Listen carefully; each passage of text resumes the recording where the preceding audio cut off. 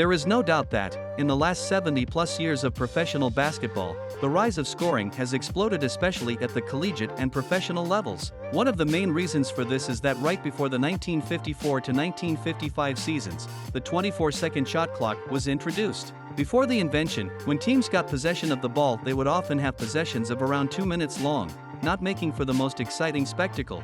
Teams responded by severely upping their tempo, which has created a much more entertaining and fast-paced style of basketball. Today we are going to talk about the top 5 best ever offensive NBA teams that we have seen in the last 70 years. 1. 1995 to 1996, Chicago Bulls. If you're trying to jog your memory, yes, this is the Bulls team that went 72-10.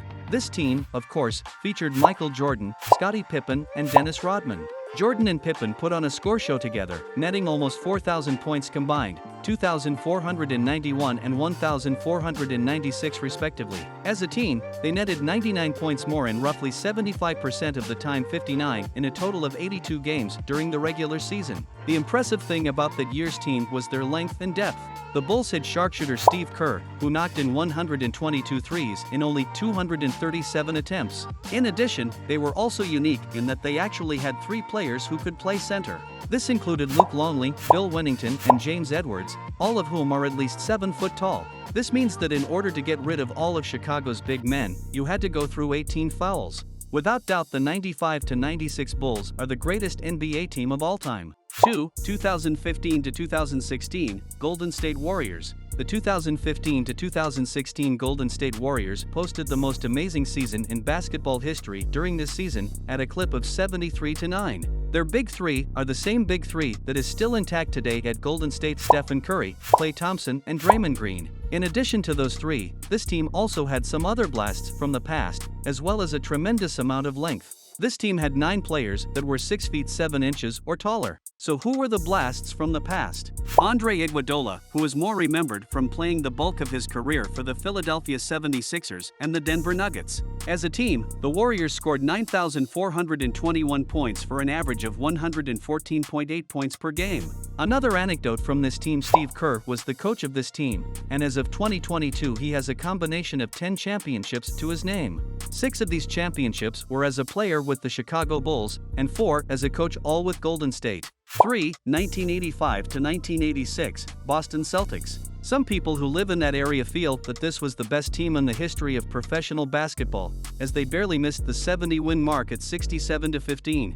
This included a 40-1 record at Boston Garden, and they only lost 3 games during the playoffs, 1 to the Hawks in the conference semifinals and then 2 more to the Houston Rockets in the NBA Finals. Similar to the 95 to 96 Bulls, the Celtics' stats and height were also impressive. They had 5 players who were 6 feet 9 inches or taller, which by that era's standards is something almost inconceivable. If you're wondering who they were, Larry Bird is 6 feet 9 inches and Kevin McHale is 6 feet 10 inches, while Robert Parrish, Bill Walton, and Greg Kite are basically 7-footers.